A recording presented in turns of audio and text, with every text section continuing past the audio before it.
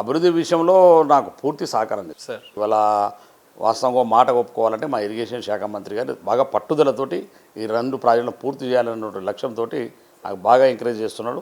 తర్వాత వెంకరెడ్డి గారు కూడా అదే పట్టుదలతోటి ఖచ్చితంగా ఈ 2 ప్రాజెక్టులు పూర్తి చేయాలి. ఎందుకంటే వారికి కూడా అవసరం పడుతుంది ఆ ప్రాజెక్టు, నా ఒక్కరికి సరిపోదు ఆ ప్రాజెక్ట్. ఇప్పుడు ఎస్ఎల్బిసిని పూర్తి చేస్తే నల్లగొండ నకరేకలు దాకపోతుంది నీరు.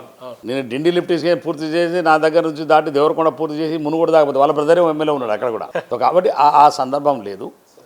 డెవలప్మెంట్ విషయంలో ఆ ఇబ్బంది లేదు. డెవలప్మెంట్ విషయంలో 2 మంత్రులు కానీ మా ఎంపీ గారు అయితే ఇక నాకు పూర్తిగా మా సొంత అన్నలాగానే, మా ఇద్దరు అన్నదమ్ములాగానే ఉంటాం. సో అది పూర్తిగా ఇక మా గురుగారు జానడి గారు ఉండే ఎక్కడ కూడా డెవలప్మెంట్ విషయంలో 2 మంత్రులు కానీ మీరు మా ఎంపీ గారు కానీ మీతో ఎవ్వరు కూడా ఇక్కడ ఆటంకం లేదా సార్? ప్రజల్లో అనుకున్న డెవలప్మెంట్ విషయంలో ఎక్కడ ఆటంకమే లేదు, కాంప్రమైజ్ లేదంటారు? కాంప్రమైజ్ లేదు. వాళ్ళు నాకు పూర్తి స్థాయిలో సహకరిస్తున్నారు. కానీ దేవరకొండలో ఎమ్మెల్యే గారు ఒక గిరిజన సామాజిక వర్గం సంబంధించిన ఎమ్మెల్యే అయినప్పటికీ అక్కడ కూడా రెడ్ల ఆధిపత్యమై ఇప్పటికి కూడా నడుస్తుందట సార్, మార్కెట్ కమిటీ విషయాలలో కావచ్చు, ఇతర విషయాలలో అని అంటా ఉండే. నా దగ్గర నేను ఎవరు ఆధిపత్యాన్ని నాకు చాలా ఆత్మగౌరవం కొద్దిగా ఎక్కువనే, అందుకని నన్ను రాజకీయంగా కొంత ఇబ్బంది పడుతున్నా ఇప్పుడు కూడా కొంత కష్టాలు వచ్చేది. సో దానికోసం కానీ నాకు నా మీద ఎవరో పెత్తనం చేసే పరిస్థితి లేదు. మా దగ్గర ఉన్నటువంటి నాయకుడు ఎవరైతే రెడ్డి సామాజిక వర్గం వాటికి 100 అందరూ కూడా నాకు స్నేహితులు. కొంతమంది నాకంటే పెద్ద వయసులో వాళ్ళు ఉన్నాం. మీతోలంతా నా ఏజ్ గ్రూప్ వాళ్ళు, నాకంటే చిన్నోళ్ళు. వాళ్ళ కుటుంబంలో నన్ను ఒక సభ్యునిగా చూసుకుంటారు వాళ్ళందరూ కూడా. ఆ సామాజిక వర్గం పరంగా కూడా నా కుటుంబంలో బాలనాయక్ అంటే మా అందరికీ సోదరులాగా ఆ భావనతో ఇంటి మనిషిలాగా చూసుకుంటారు. సో అక్కడ ఇక్కడ సామాజిక వర్గ తేడా లేవు. నా మనసులో వాళ్ళకి కూడా ఉండదు. సార్, ఒకనొక సందర్భంలో మీ నియోజకవర్గంలో మీ గెలుపు కోసం అహర్నిశలు పనిచేసిన కార్యకర్తలని కొంతవరకు మీ సమయానుకూల దృష్టి మీరు కొంతవరకు కలవలేకపోతున్నారు, వారు మిమ్మల్ని మీ దాకా రాలేకపోతున్నారు అనే ఒక వాదన బాగా వినిపిస్తూ ఉంది. ఎందుకు ఈ మాట వినాల్సి వస్తుంది సార్ కార్యకర్త? మీరు ఇంతకుముందు అన్నారు మార్కెట్ కమిటీలో కూడా నేనే 2 సామాజిక వర్గంలో, ఒకటి దేవరకొండ మార్కెట్ కమిటీ రిజర్వేషన్తో ఉంటుంది సార్. పోయినసారి బీసీ ఉంది, అది ఈసారి ఓసీ అయింది, మళ్ళీ నెక్స్ట్ రిజర్వేషన్ వస్తుంది. కాబట్టి వాళ్ళకు ఒకసారి అవకాశం వచ్చినప్పుడు ఒక ఓసీ చాలా సీనియర్ నాయకుడు మాధవరెడ్డి గారు అని చెప్పేసి వారి సత్యమణి చాలా సీనియర్ నాయకుడు అన్న, 40 ఏళ్ల నుంచి ఏ పదవి లేదు పాప ఆయనకు. చాలా సందర్భాల్లో ప్రయత్నం చేసినప్పుడు ఏం రాలేకపోయింది. అందుకే ఈసారి వారికి తగినటువంటి ప్రాతినిధ్యం కల్పించను. అదేవిధంగా సంజీవ్ రెడ్డి అనేటువంటి వ్యక్తి కూడా చాలా ఎనర్జీ, వాళ్ళ కుటుంబం, వాళ్ళ ఫ్యామిలీ, వాళ్ళ ఫాదరు కమ్యూనిస్టుల చేతిలో ఆ రోజుల్లో హత్యాకావించబడ్డాడు. సో అక్కడ కూడా అందులో కూడా నాది రాజగోపాల్ ఇద్దరు కలిసి ఉంది. అది ఆ market Venkateswara Nagar mall market నాది రాజగోపాల్ కలిసి ఇద్దరం కలిసి మాట్లాడుకొని నిర్ణయం చేసుకొని ఈసారికి నాకు ఇచ్చేటట్టు అందరూ ఇతన్ని ఇచ్చేటట్టు పెట్టుకున్నా. సామాజిక వర్గ పరంగా ఎక్కడ ఎవరు నా పైన ఒత్తిడి తెచ్చలేదు. నన్ను మంత్రులు కానీ ఇంకొక మా ఎంపీ గారికి కూడా లైన్లో ఇన్వాల్వ్మెంట్ లేదు, ఎవరు ఇన్వాల్వ్మెంట్ లేదు. నేనే నిర్ణయం తీసుకొని ఈ సామాజిక వర్గానికి ఈసారికి ఇవ్వాలి, వచ్చేసరికి మన రిజర్వేషన్లు వస్తాయి మన వాళ్ళకి.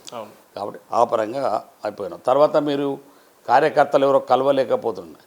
నాకంటే ఎక్కువ నియోజకవర్గాల బహుశా ఎవరు ఉంటారో నాకు తెలియదు. నేను వారానికి 4 రోజులు అక్కడే పడుకుంటాను. 4 రోజులు ఉంటాను, 3 రోజులు ఇక్కడ నా డిసైడ్ అయి పెట్టుకుంటాను. ఇంతకుముందు రెగ్యులర్ పోయేది, కానీ రెగ్యులర్ పోవడం కంటే 4 రోజులు కంప్లీట్ ఉండాలని వీక్లీ 4 days కంప్లీట్. అదే నేను మీతో మాట్లాడినప్పుడు కూడా ఈరోజు కూడా వెళ్ళేది ఉందన్న. వీక్లీ 4 days కంపల్సరీ నేను కాన్స్టిట్యూన్సీలో ఉంటాను. ఉదయం 6 గంటల నుంచి మొదలు పెట్టుకుంటే నేను లేవకన్నా ముందే రెడీ అవుతారు మా కార్యకర్తలు కానీ ప్రజలు కానీ. రాత్రి 10 గంటల వరకు అంత ఓపికతో మాట్లాడుకుంటూ కూర్చుంటాం. మా ప్రోగ్రామ్స్ వెళ్ళినప్పుడు బయటకు వెళ్ళిపోతే ఎవరన్నా బయటకు వెళ్ళే ప్రోగ్రాంలో ఉన్నప్పుడు ఉండదు, కానీ అక్కడ ఇక్కడ విమర్శలు వస్తుంటాయి. కానీ నువ్వు ఎంతమంది ఎంత సంతృప్తి పరచలేము. కానీ కార్యకర్తల విషయం ఇక్కడ టైం గ్యాప్ ఇచ్చేటువంటి ముచ్చటే లేదు.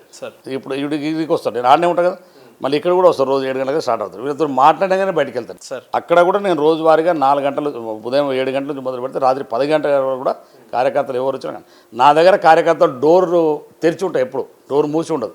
నా బెడ్రూమ్ దాకా వస్తాడు, ఫ్రీడమ్ ఉంటుంది. ఆడ ఉంటే నా బెడ్రూమ్ దాకా వస్తారు. నేను లోపల డైనింగ్ టేబుల్ కాడ నేను ఎప్పుడు కూర్చున్నా 10 మంది డైనింగ్ టేబుల్ కాడ నిలబడి నేను తింటుంటే వాళ్ళు నిలబడి మాట్లాడాలి. కింద వెయిట్ చేయడం వెయిటింగ్ ఉండదు ఉండదు. సార్, ఈరోజు నేను మీ ఇంటర్వ్యూకి వస్తుంటే మీ నియోజకవర్గంలో ఒక ఓటర్కి ఫోన్ చేసి ఏంటి మీ ఎమ్మెల్యే గారి స్టేటస్ అని చెప్పి అడిగిన సార్. వారు ఒక మాట అన్నారు నాతో, ఏంటంటే ఎమ్మెల్యే గారు ఏదున్నా ముక్కుసూటి మనిషి, తన ఆత్మాభిమానాన్ని అయితే అమ్ముకోడు కాబట్టి ఈరోజు రాజకీయాల్లో ఇంత ఇబ్బంది పడాల్సి వస్తుంది, లేదంటే చాలా పై స్థాయిలో ఉంటుండే, ఆయన క్యాబినెట్ ర్యాంక్ స్థాయిలో ఉంటుండే అని అన్నారు. వాస్తవంగా మీరు ముక్కుసూటి మనిషి కాబట్టి రాజకీయాల్లో మీకు కొంత ఇబ్బందికరమైన వాతావరణం ఉందా సార్? ఉంటుంది జనరల్గా. ఇక ముక్కుసూటిగా మాట్లాడేటప్పుడు కష్టాలు కూడా చాలా పడ్డాం, మనం కష్టాలు కూడా చాలా పడ్డాం. అదే కాపాడుతుంది, ప్రజలలో అదే కాపాడుతుంది, కార్యకర్తలు అదే కాపాడుతుంది, నాయకుల దగ్గర అది కొద్దిగా ఇబ్బంది పడుతుంది. కానీ మీకు ఎప్పుడు అనిపించలేదు సార్ అందరి నాయకుల్లాగా ఏదో అణిగిమణిగి ఉంటే ఏదో ఒక పదవులు వస్తుంది, లేదంటే ఏదో చేసుకోవచ్చు, వ్యక్తిగత డబ్బులు సంపాదించుకోవచ్చు, ఈ రకమైన ఆలోచనలు ఎప్పుడు రాలేదు? ఎందుకు ఉండాలి బ్రదర్? దేవుడు మనకు ఒక అవకాశం ఇచ్చిండు, ప్రజలు మనకు ఒక అవకాశం ఇచ్చిండు. మన ఆత్మగౌరవం మనది మన వరకు మన క్యారెక్టర్ను మన ఆత్మగౌరవంతో బతకాలి. కష్టాలు వస్తాయి, కష్టాలు రాకుండా ఏం లేవు, చాలా కష్టాలు వచ్చినాయి, వస్తాయి కూడా, ఇంకా వస్తాయి. సరే లేకపోతే ఈ పాటికి నేను నిజంగా వాళ్ళు అన్నట్టు మంచి పొజిషన్లో ఉండాలి. సో అట్లా నేనేం బాధపడలేదు, ఫీల్ అయ్యేది. ఖచ్చితంగా ఉన్నంత వరకు ఆత్మగౌరవంతోనే ఉంటాం.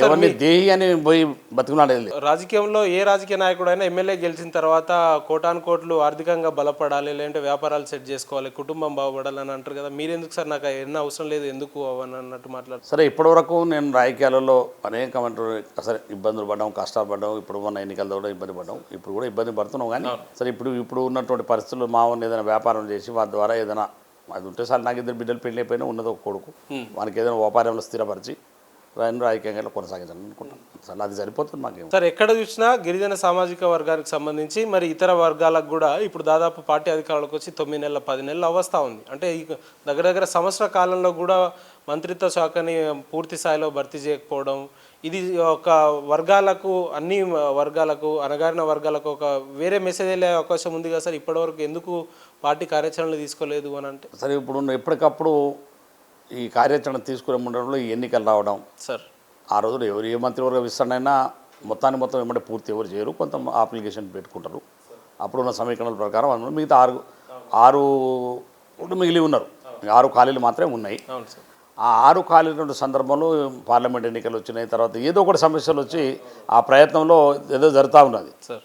సో ముఖ్యమంత్రి గారు సీరియస్గానే పూర్తి చేయాలని ఆలోచన ఉన్న పరిస్థితులు అనుకూలించక కొంత వాయిదాలు పడుతున్నాయి తప్ప వేరే సామాజిక వర్గానికి అన్ని సామాజిక వర్గానికి ఉన్నారు. ఎస్టీలో కూడా ఇప్పుడు సీతక్క మంత్రిగా ఉన్నారు, అన్ని సామాజిక వర్గంలో ఉన్నారు. సీత కూడా ఇప్పుడు మా వర్గం నుంచి మంత్రిగా ఉన్నారు.